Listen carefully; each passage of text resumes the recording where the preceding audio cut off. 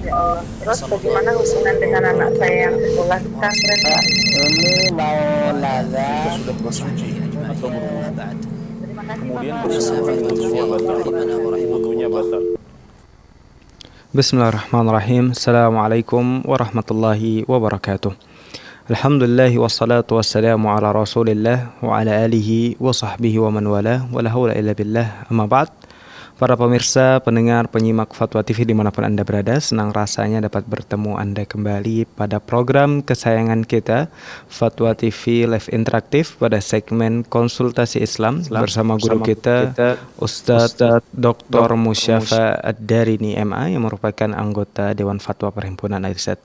Para pemirsa Fatwa TV dimanapun Anda berada, insya Allah dalam 1 jam ke depan kami akan menemani Anda semua untuk menjawab pertanyaan-pertanyaan yang Anda ajukan maupun mendengarkan nasihat Ustadz. Baik para pemirsa Fatwa TV dimanapun Anda berada, Alhamdulillah telah tersambung bersama kami Ustadz Dr. Musyafa Ad-Darini MA yang berada di Kudus. Kita sapa terlebih dahulu. Assalamualaikum. Waalaikumsalam warahmatullahi wabarakatuh. Gimana kabarnya Ustadz? Alhamdulillah bi khairin wa afiyah. Alhamdulillah. Gimana Kudus Ustadz? Alhamdulillah Kudus cuacanya bagus. Alhamdulillah, Masya Allah. Jember juga Belum menerima atau mendapatkan hujan. Alhamdulillah, insya Allah. Baik, Ustaz, barakallahu fiik. Baik, para pemirsa Fatwa TV dimanapun Anda berada, kita sapa terlebih dahulu radio-radio yang tergabung di RTVC yang turut pula merilai acara kita pada malam hari ini, yaitu Radio MD FM Probolinggo, Radio Binbas Yogyakarta, Radio Sahabat Tegal, Radio Hang FM Batam, Radio Amuba Pangkal Pinang, Radio Sagu FM Sumatera Barat, Radio Gema FM Bontang, Radio Al-Hikmah Banyuwangi, Radio Tua FM Riau, Radio Mas FM Seragen. Baik, para pemirsa Fatwa TV dimanapun Anda berada, kami mengajak Anda semua untuk bisa bertanya secara langsung kepada Ustadz dengan menghubungi layanan interaktif kami, layanan nomor telepon kami di 0821 706087 atau dapat menghubungi nomor telepon satelit kami di 0331 544 6087 atau dapat mengirimkan pertanyaan melalui website kami di dewanfatwa.com. Baik para pemirsa Fatwa TV, seperti biasa dalam mengawali program kita pada malam hari ini, kita akan mendengarkan nasihat pembuka dari Ustadz Dr. Musyafa Ad-Darini. Kepada beliau kami persilahkan. Baik Ustadz. Bismillah, wassalatu wassalamu ala rasulillah wa ala alihi wa sahbihi wa man tabi'ah hudah. Para jemaah sekalian, kaum muslimin dan kaum muslimat rahimana wa rahimakumullah. Di masa ini kita berada di masa yang sangat sulit bagi anak-anak kita dalam mempertahankan atau mengusahakan kebaikan untuk mereka. Dengan adanya pergaulan bebas, lingkungan-lingkungan yang tidak sehat, dan adanya hal-hal yang menggoda mereka untuk melakukan keburukan-keburukan.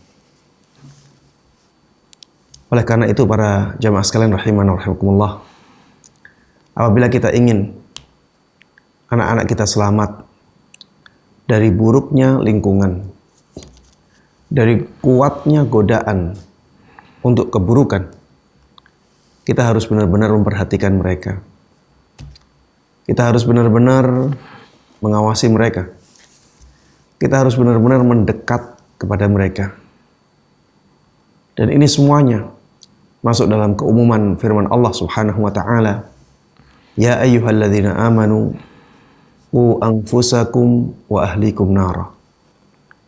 Wahai orang-orang yang beriman, jagalah diri kalian dan keluarga kalian dari siksa api neraka. Jangan sampai para jemaah sekalian rahimanallah, kita bermudah-mudahan dalam membiarkan anak kita bebas dalam bergaul dengan lingkungan yang tidak sehat, lingkungan yang tidak baik.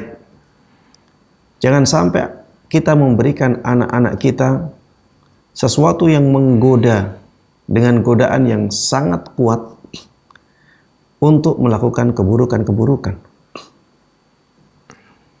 Dan arahkan anak kita untuk melakukan kebaikan-kebaikan.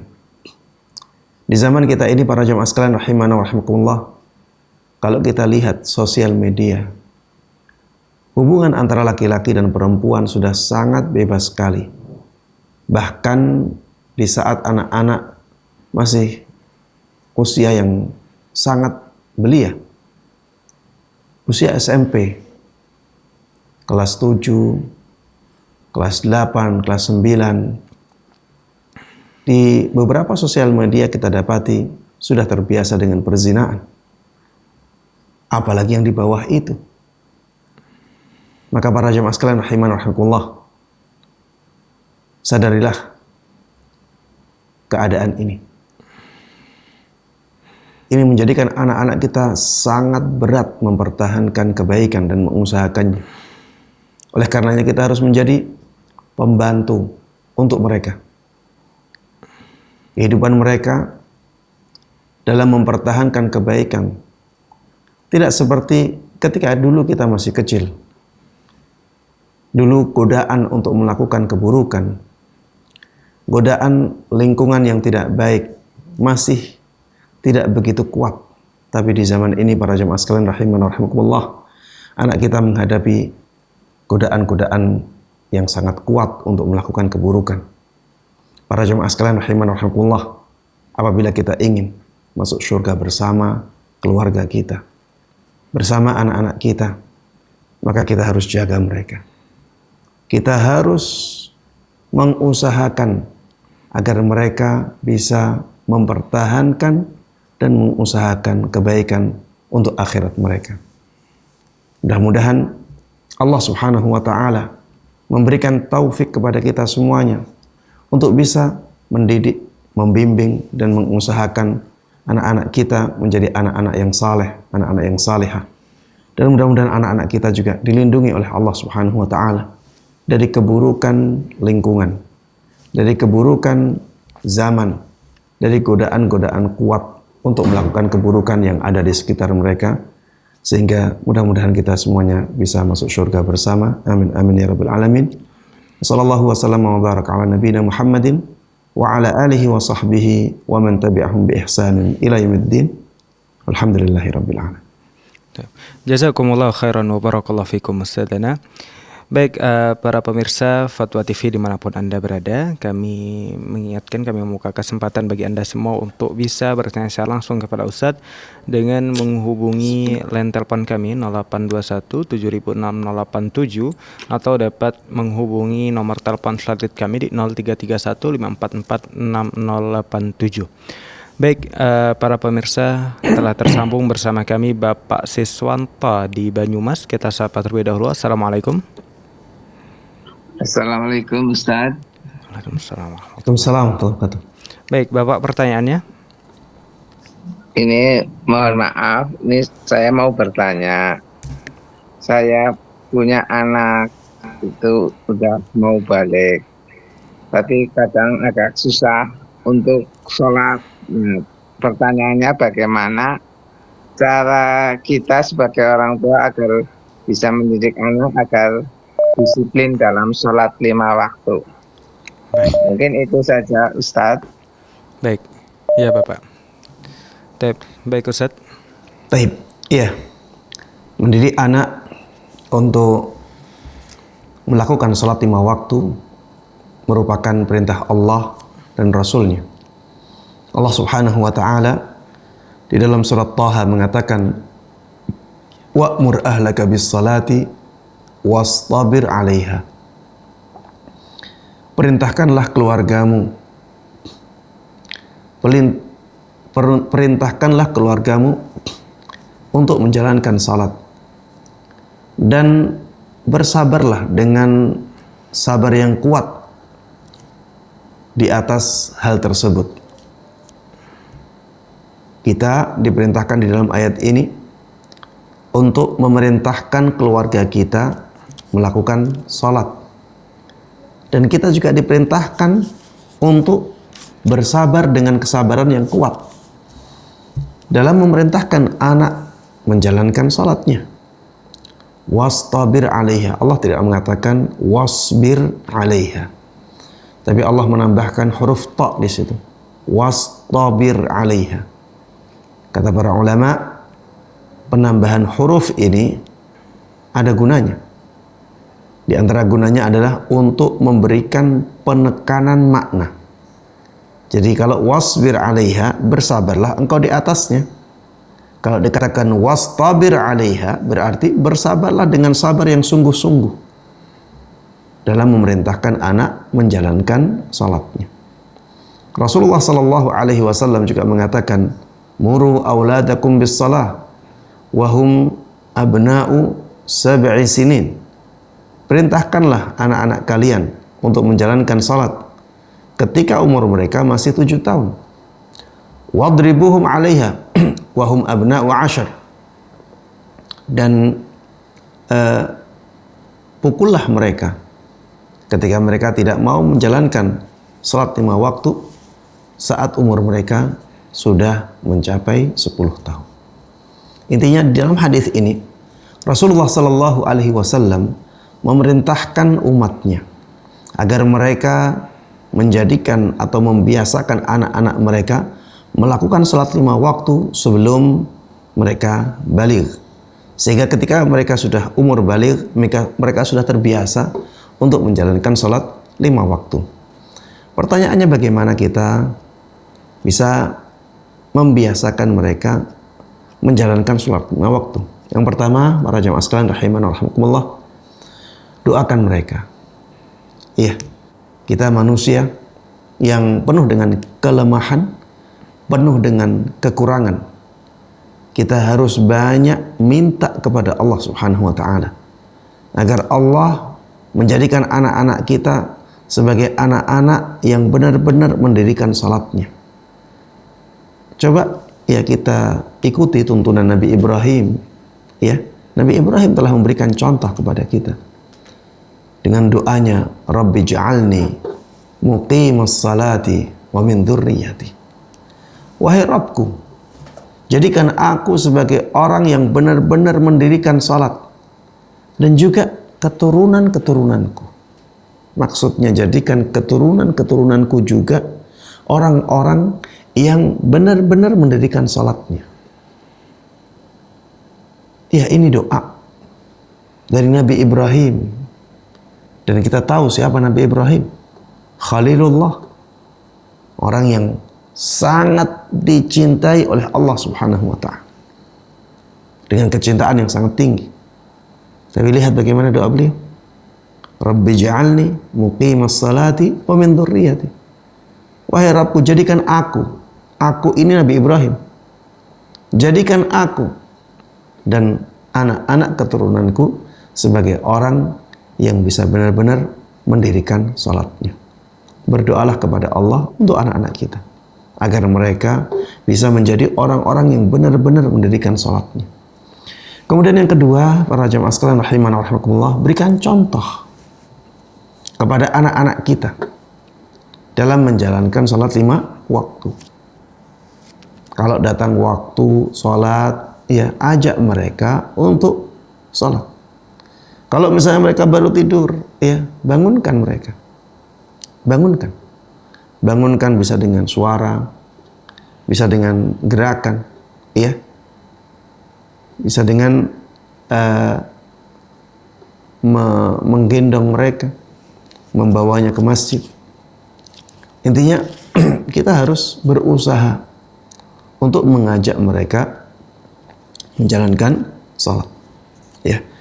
Kemudian ya berikan pemahaman kepada mereka bahwa mereka hidup di dunia ini karena Allah yang menciptakan mereka. Karena Allah yang menghidupi mereka. Mereka bisa hidup dengan baik di dunia ini. Semuanya itu karena nikmat yang Allah berikan kepada mereka. Maka mereka harus berterima kasih. Mereka harus bersyukur kepada Allah Subhanahu wa ta'ala. Dan di antara bentuk syukur yang sangat bagus, sangat baik, sangat tinggi adalah dengan menjalankan kewajiban-kewajiban yang Allah bebankan kepada manusia. Di antaranya sholat 5 waktu itu. Iya, Allah sudah kasih banyak. Kita harus ya berusaha untuk melakukan ketaatan kepada Allah Subhanahu wa taala sebagai bentuk balas budi kita kepada Allah Subhanahu wa taala. Meskipun balasan tersebut masih sangat kecil sekali dibandingkan dengan kebaikan-kebaikan Allah Subhanahu wa taala kepada kita. Ya, sampaikan ini kepada anak. Nah, kamu ini dapat uang saku setiap hari, kelihatannya dari ayah. Sebenarnya itu karena Allah yang memberikannya. Nah, kamu bisa dapat rumah, ya, bisa punya rumah seperti ini, tidak seperti gelandangan, tidak seperti orang-orang miskin yang kesusahan, itu karena Allah. Maka ketika Allah memerintahkan kamu untuk sholat nak. Ya, ini yang seperti ini perlu disadarkan ya anak-anak ya kepadanya, sehingga anak-anak bisa ringan menjalankan sholatnya. Kemudian yang terakhir, berikan pemahaman kepada mereka bahwa yang membutuhkan sholat itu bukan Allah. Yang membutuhkan sholat itu mereka. Ketika mereka mendirikan sholatnya dengan baik, maka mereka mendapatkan A, B, C, D, E. Sebutkan keutamaan-keutamaan sholat yang sangat dibutuhkan oleh manusia. Ya, sehingga dengan demikian mereka akan punya kesadaran dalam menjalankan sholatnya. Ya, demikian. Allahu a'lam. Jazakumullah khairan wa barakallahu fikum Ustaz. Semoga bisa menjawab Bapak Siswanto di Banyumas. Baik, Ustaz telah terhubung bersama kami Bapak dari Bengkulu, Bapak Saleh Haji dari Bengkulu. Kita sapa terlebih dahulu. Assalamualaikum. Waalaikumsalam warahmatullahi wabarakatuh. Iya, silahkan Bapak pertanyaannya. Ya Ustadz, izin bertanya, kalau kita sudah biasa melaksanakan ibadah sunnah, terus kita luput, apakah bisa dikodok gitu Ustadz? Seperti luput melaksanakan sholat duha, lalu kita laksanakan di siang hari, luput membaca zikir pagi, kita laksanakan di sore atau malam, seperti itu Ustadz. Nah, pertanyaan yang kedua, baik, di dalam kita batasi toilet, untuk Ustadz, satu pertanyaan Bapak. Oh, saya pertanyaan, maaf ya. Itu saja Ustadz. Jadi intinya apakah semua ibadah sunnah yang biasa dilakukan bisa dikodok? Seperti itu Ustadz pertanyaannya. Baik Bapak. Iya, baik Ustadz. Iya, para jemaah sekalian rahimana wa rahmatullah. Sebagian ulama menyebutkan ya bahwa ibadah yang bisa diqadha adalah ibadah yang ada batasan waktunya. Ibadah yang ada batasan waktunya. Itulah ibadah yang bisa disifati dengan sifat ada, sifat qadha, sifat i'adah. Adapun ibadah-ibadah yang tidak punya waktu atau tidak punya batasan waktu tertentu, maka ya tidak disifati dengan sifat qadha dan sifat ada ataupun i'adah. Para jemaah sekalian rahimana wa rahimakumullah, ketika seseorang terbiasa melakukan ibadah sunnah tertentu, kemudian karena keadaan tertentu akhirnya dia terpaksa meninggalkannya dan dia ingin melakukannya, misalnya ketiduran, dia terpaksa karena ketiduran akhirnya dia tidak bisa menjalankan ibadah tersebut di waktunya. Atau misalnya kelupaan, lupa, akhirnya tidak bisa menjalankan ibadah tersebut di waktunya. Atau misalnya tersibukkan, dia lagi punya kegiatan yang sangat menyita waktunya, kemudian karena sangat sibuk dengan hal tersebut akhirnya dia tidak bisa menjalankan sholat sunnah yang biasa dia lakukan. Maka apabila keadaannya seperti ini, dia dibolehkan mengqadhanya. Dia dibolehkan mengqadhanya. Karena memang dia punya uzur. Dia punya alasan yang dibenarkan oleh syariat. Rasulullah sallallahu alaihi wasallam dahulu pernah ketiduran dari sholat malamnya. Akhirnya beliau mengqadha sholat malamnya itu. Beliau akhirnya mengqadha sholat malamnya itu. Yang beliau biasanya sholat di malam hari 11 rakaat, ketika beliau mengqadhanya 12 rakaat. Beliau juga pernah ketiduran sholat subuh. Beliau pernah ketiduran dari sholat subuhnya. Jadi ketika itu sedang dalam perjalanan, kemudian beliau kecapean, kemudian beliau menugaskan satu orang sahabat beliau sebagai penjaga. Kalau tidak salah sahabat Abu Hurairah radhiyallahu anhu disuruh menjaga Rasulullah sallallahu alaihi wasallam bersama para sahabatnya. Qadarullah ma syaa fa'al. Sahabat Abu Hurairah ketiduran juga. Jadi yang ditugasi untuk membangunkan ketika waktu subuh datang malah ketiduran. Akhirnya mereka semuanya bangun ketika matahari sudah terbit. Apa yang dilakukan Rasulullah sallallahu alaihi wasallam? Beliau salat qabliyah subuh dulu. Baru setelah itu salat subuh.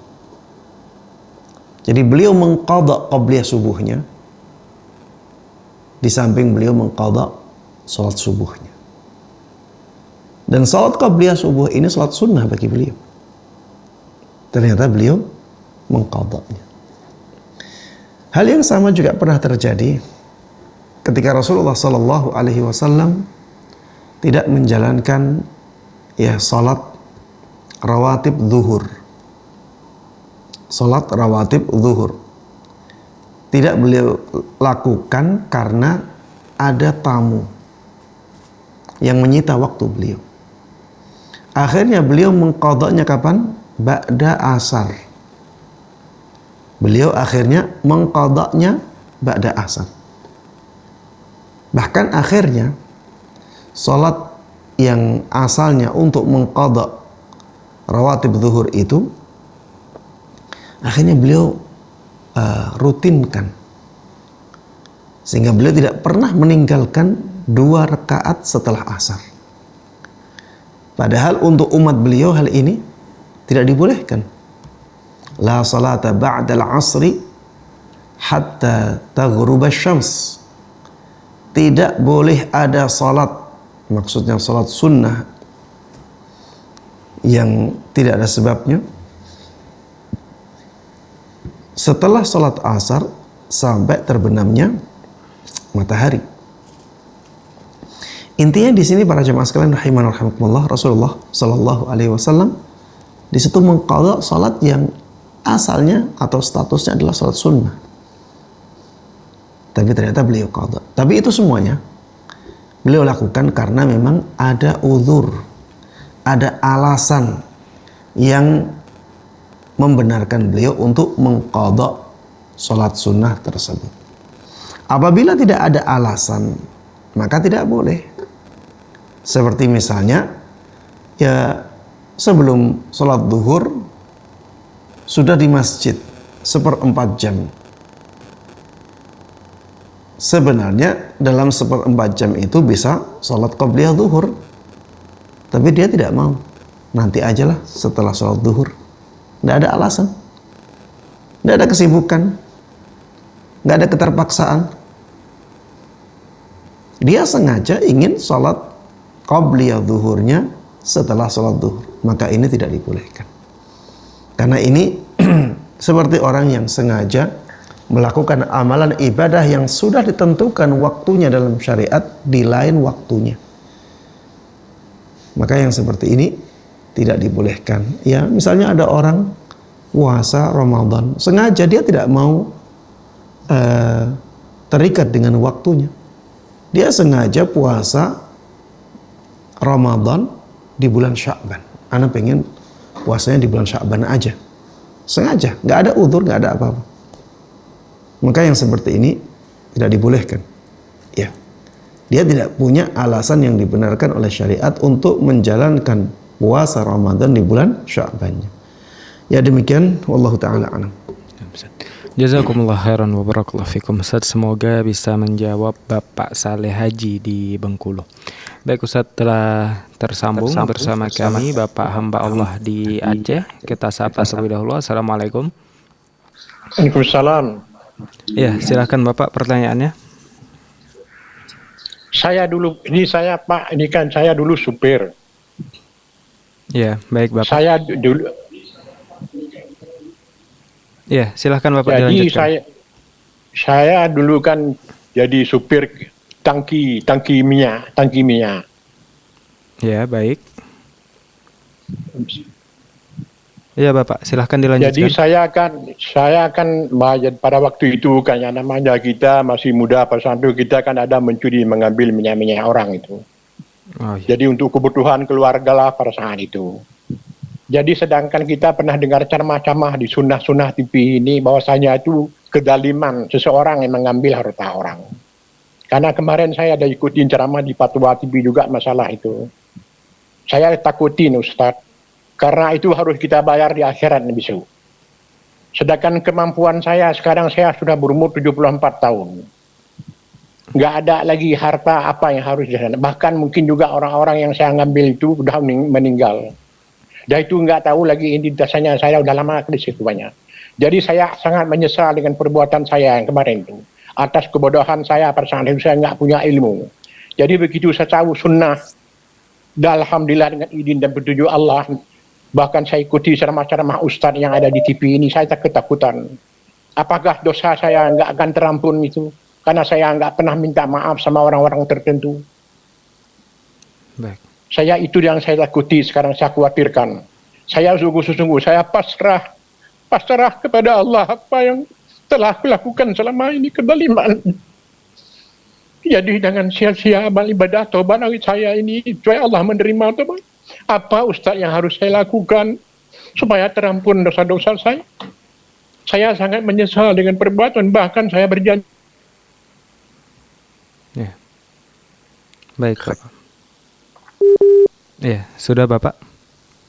Iya, para jamaah sekalian rahimana wa rahimakumullah.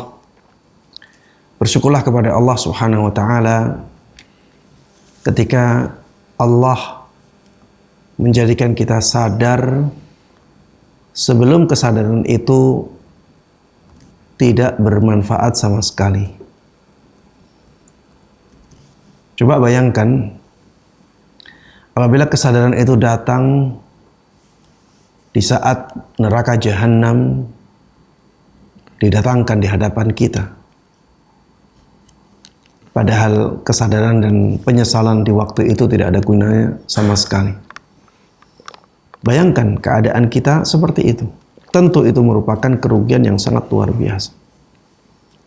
Ketika Allah Subhanahu wa taala telah memberikan kesadaran kepada kita ketika kita masih hidup di dunia ini, maka ini sungguh merupakan kenikmatan yang sangat besar yang Allah berikan kepada kita.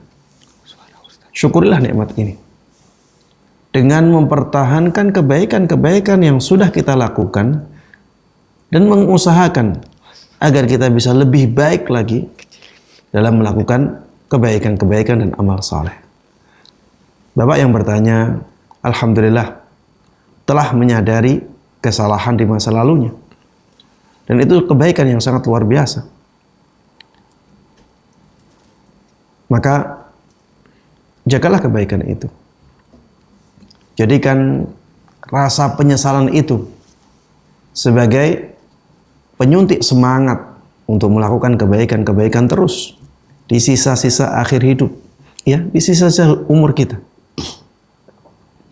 Kemudian para jamaah sekalian rahiman rahimakumullah, tadi ditanyakan tentang bagaimana kita melakukan atau bagaimana solusi dari keadaan yang ditanyakan oleh Bapak tadi. Ya, solusinya yang pertama adalah bertaubat kepada Allah Subhanahu wa taala. Bagaimana bertaubatnya? Bertaubatnya dengan melakukan 4 hal. Ya, bertaubatnya dengan melakukan 4 hal. Karena ini dosa yang berkaitan dengan hak manusia. Ada 4 syarat yang harus dilakukan semuanya. Yang pertama, adalah menyesali perbuatan dosa tersebut, yaitu mencuri. Mencuri minyak yang diamanahkan ke kita untuk disampaikan ke orang lain. Baik. Yang kedua, meninggalkan perbuatan tersebut, dan alhamdulillah ya bapaknya sudah meninggalkannya. Penyesalan juga sudah tadi. Ya, kalau lihat pertanyaan atau mendengar pertanyaan yang disampaikan oleh bapak tadi yang dari Aceh, ya beliau benar-benar telah menyesali. Kemudian yang ketiga, bertekad untuk tidak mengulanginya lagi. Punya tekad kuat untuk tidak mengulanginya lagi. Karena kalau tidak punya tekad ini, ya berarti tidak ada kesungguhan dalam bertaubat. Kalau tidak ada kesungguhan dalam bertaubat, bagaimana Allah menerima taubatnya? Dia saja tidak sungguh-sungguh dalam taubatnya. Taib, ini yang ketiga. Yang keempat, minta dihalalkan. Yang keempat, minta dihalalkan. Minta dihalalkan ini bisa tanpa apa-apa. Bisa juga dengan membayar atau menggantinya dengan nominal tertentu. Sampai orang yang dizalimi rela. Para jemaah sekalian rahiman rahimakumullah. 3 yang pertama itu untuk menghilangkan pengaruh dosa yang berkaitan dengan Allah Subhanahu wa ta'ala. 4 yang terakhir itu untuk menghilangkan pengaruh dosa yang berkaitan dengan hak manusia. Ustaz, bagaimana kalau yang keempat ini tidak kita mampu? Misalnya kita sudah tidak tahu lagi siapa yang kita zalimi. Orangnya sudah tidak ada. Kita juga tidak tahu keluarganya di mana.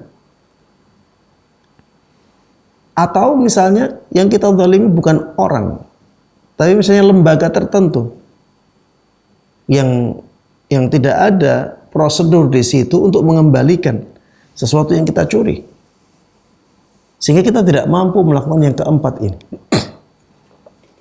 Maka para jemaah sekalian rahiman rahimakumullah, solusinya adalah kita tetap bertaubat kepada Allah dengan melakukan 3 hal yang pertama. Sedangkan yang keempat ini, kalau memang tidak mungkin kita lakukan, maka banyaklah melakukan amal-amal saleh.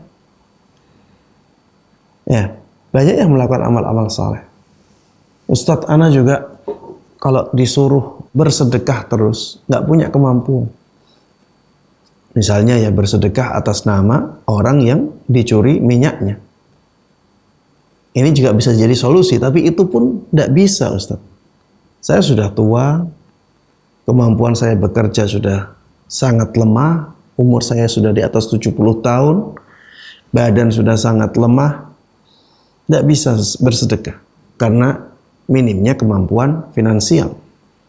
Maka para jemaah sekalian rahiman rahimakumullah, ibadah itu bisa memperberat timbangan amal baik kita, apapun bentuk ibadah. Dan di antara wasiat yang sangat bermanfaat untuk kita dari Nabi kita Muhammad sallallahu alaihi wasallam adalah wasiat untuk terus membasahi lisan kita dengan zikir kepada Allah Subhanahu wa ta'ala.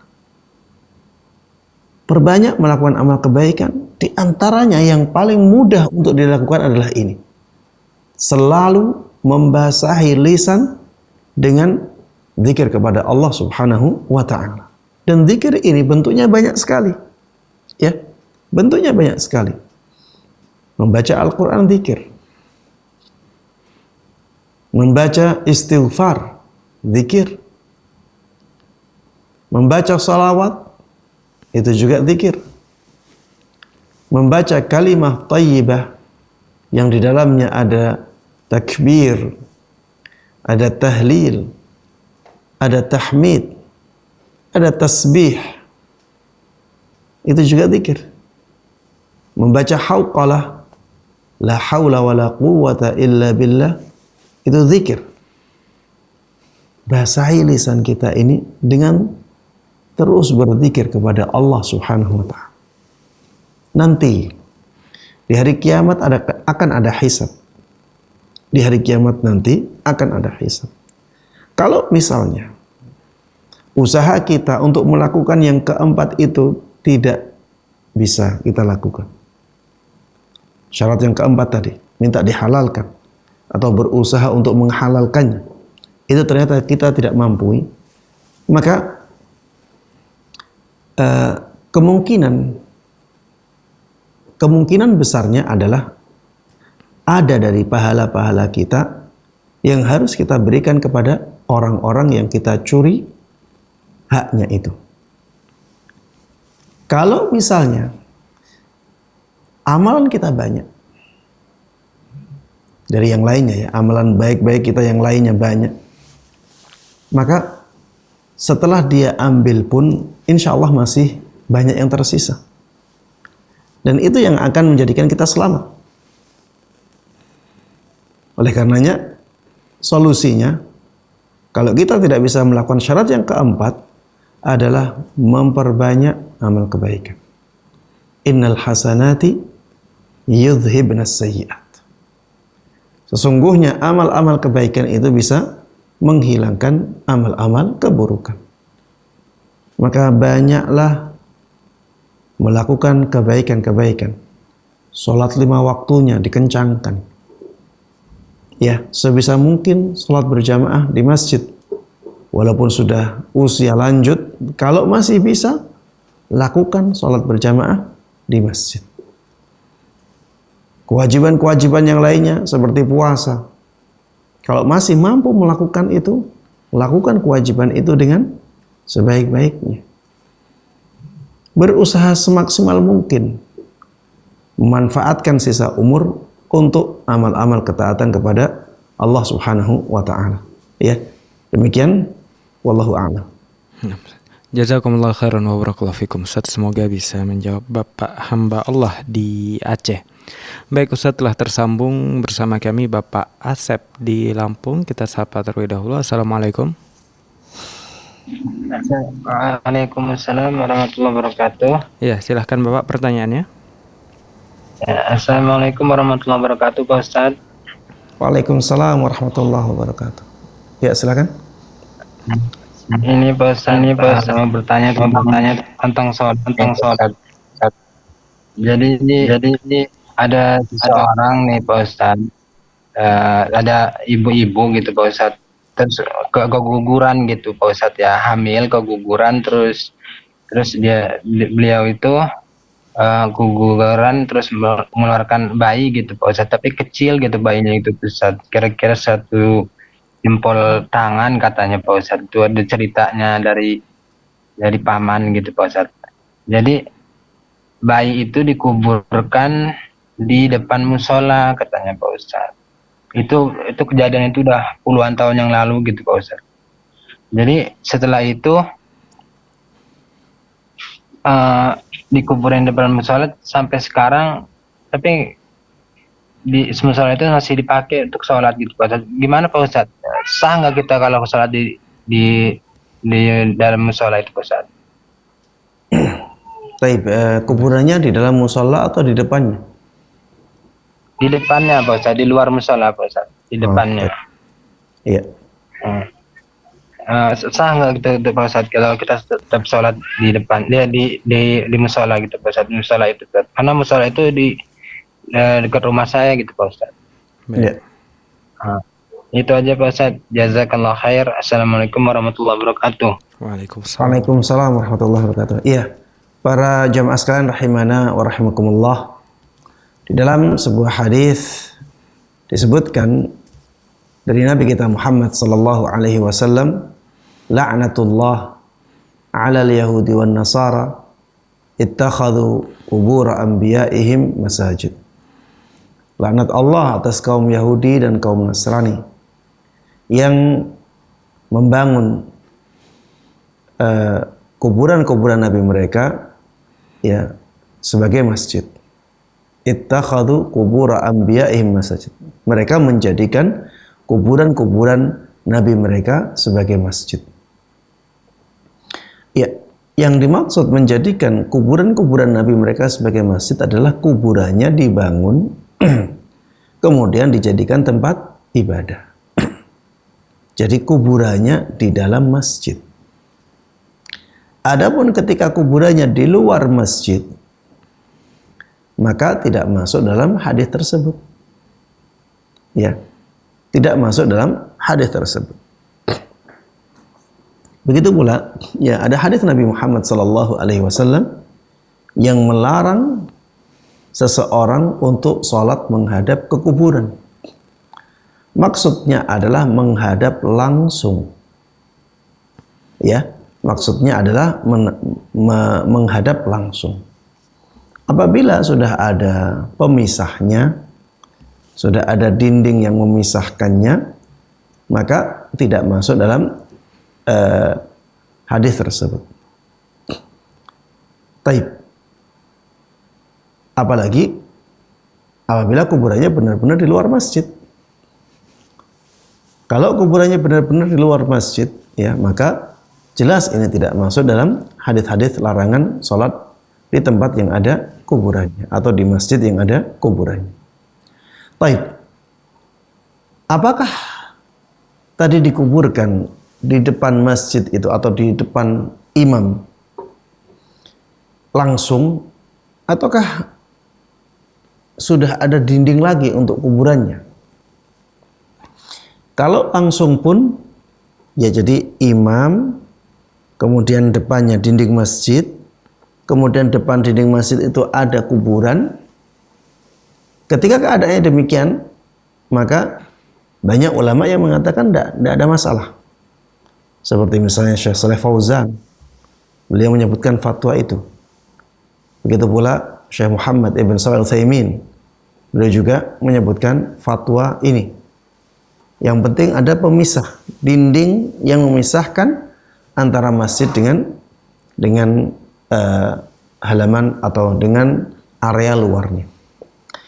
Namun demikian, sebaiknya apabila ada kuburan di depan pengimaman atau di depan tempat imam yang di luar masjid, sebaiknya dibuat jalan setapak. Jadi setelah masjid, jalan setapak atau jalan besar kalau bisa. Kemudian setelah jalan dibuat pagar lagi sebagai pagar kuburan. Kalau sudah di luar masjid, kemudian setelah jalan dan ada pagar untuk makam, maka ini sangat aman sekali. Kalau sekarang masih belum ada jalannya, masih belum ada pagarnya, ya sangat dianjurkan untuk dibuat yang seperti itu. Jadi di depan pengimaman buat ada jalan setapak, ya walaupun 1 meter, atau kalau bisa jalan besar misalnya 3 meter, ya bikin 3 meter. Baru setelah itu kita bikin pagar untuk kuburannya. Ya, demikian wallahu taala a'lam. Jazakumullah khairan wa barakallahu fikum. Ustaz, semoga bisa menjawab Bapak Asep di Lampung. Baik, Ustaz telah tersambung bersama kami Ibu Yanti di Sumbar. Kita sapa terlebih dahulu. Assalamualaikum. Waalaikumsalam warahmatullahi wabarakatuh. Waalaikumsalam warahmatullahi wabarakatuh. Ya, silakan Ibu pertanyaannya. Ya, assalamualaikum Ustaz. Waalaikumsalam warahmatullahi wabarakatuh. Silakan Ibu Yanti. Mau bertanya Ustaz, yang disyariatkan antara seorang anak dengan orang tua ataupun orang yang lebih muda kepada orang yang lebih tua, apakah boleh mencium tangan sambil sedikit menundukkan kepala, Ustaz? Jazakallah khair. Assalamualaikum warahmatullahi wabarakatuh. Suara di awalnya kurang jelas. Iya, Ibu bisa diulangi? Halo. Ya. Bagaimana cara bersalaman yang disyariatkan antara seorang anak dengan orang tua ataupun orang yang lebih muda kepada orang yang lebih tua? Apakah boleh mencium tangan sambil sedikit menundukkan kepala, Ustaz? Jazakallah khair. Assalamualaikum warahmatullahi wabarakatuh. Waalaikumsalam warahmatullahi wabarakatuh. Iya. Jelas Ustaz. Para jamaah sekalian rahimana wa rahimakumullah. Sebenarnya untuk salaman tidak ada masalah ya. Musafahah itu bagian dari sunnah Nabi Sallallahu Alaihi Wasallam. Yang menjadi masalah atau yang menjadikan Ibu Yanti bertanya adalah bagaimana dengan menundukkan kepala saat bersalaman, apakah dibolehkan? Terutama ketika mencium tangan, ya, maka otomatis akan ada sikap menundukkan kepala untuk mencium tangan tersebut. Kalau tidak mau seperti itu, akhirnya tangannya digeret ke mukanya agar tidak menundukkan kepala, dan ini bukan sesuatu yang biasa dan mungkin masuk dalam tindakan yang di masyarakat kita kurang sopan ya. Apakah menundukkan kepala untuk tujuan mencium tangan orang tua atau orang yang kita muliakan itu dilarang? Jawabannya wallahu ta'ala alam tidak ya. Jawabannya itu tidak dilarang. Kenapa? Karena menundukkan kepala di situ tujuannya bukan sesuatu yang terlarang. Yang menjadi tujuannya sebenarnya adalah mencium tangan orang tua. Itu tujuan utamanya. Mencium tangan orang tua sebagai bentuk penghormatan itu sesuatu yang baik. Dahulu sebagian sahabat Nabi Muhammad sallallahu alaihi wasallam ketika bersalaman dengan kerabat Nabi sallallahu alaihi wasallam yang mulia, mereka mencium tangannya. Sehingga mencium tangan ketika bersalaman yang tujuannya sebagai bentuk penghormatan adalah boleh-boleh saja. Bahkan bisa jadi itu dianjurkan. Bisa jadi itu dianjurkan karena ada contoh dari sahabat Nabi Sallallahu Alaihi Wasallam. Apabila tindakan ini mengharuskan seseorang untuk menundukkan kepalanya, maka tidak masalah dia menundukkan kepalanya. Bahkan para ulama itu membicarakan tentang sunnah mencium kaki orang tua. Termasuk di antara sesuatu yang dianjurkan juga adalah mencium kaki orang tua.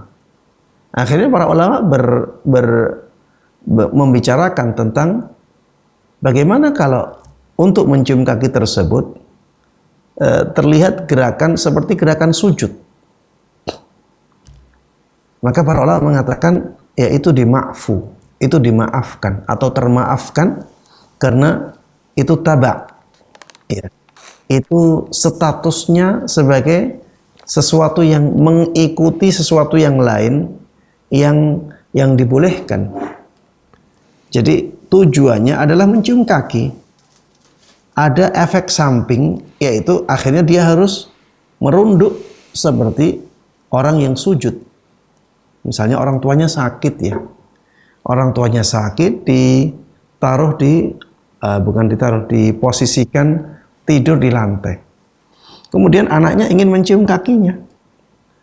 Maka ya kalau dia mencium kaki, otomatis ada gerakan seperti gerakan sujud. Yang seperti ini dibicarakan oleh para ulama dan dibolehkan. Karena tujuannya bukan untuk bersujud kepada orang tua.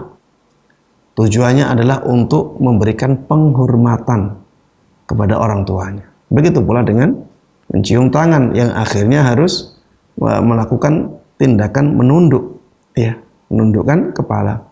Ini belum pembahasan ya bahwa menundukkan kepala saja itu juga tidak masalah ya. Menundukkan kepala kepada orang itu tidak ada masalah ya. Ya sehingga sebenarnya dari awal ya tidak ada masalah sama sekali untuk mencium tangan sambil menundukkan kepala. Yang dibahas oleh para ulama ya, ini ada yang melarang yaitu menundukkan badan. sehingga seperti gerakan orang yang ruku.